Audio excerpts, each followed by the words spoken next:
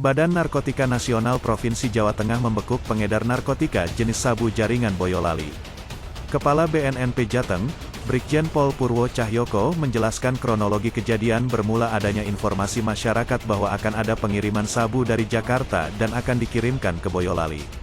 Setelah dilakukan penangkapan, ditemukan barang bukti sabu seberat 100 gram yang disembunyikan oleh di dashboard mobil Innova yang disewanya. Purwo mengungkapkan dari keterangan pelaku, dia melakukan aksinya atas perintah berinisial AD alias Pentet yang merupakan napi dari Lapas Purwokerto. Atas perbuatannya, kedua tersangka disangkakan dengan pasal 144 ayat 2 dan pasal 132 ayat 1 UU nomor 35 tahun 2009 tentang narkotika dengan ancaman hukuman minimal 5 tahun dan maksimal hukuman mati.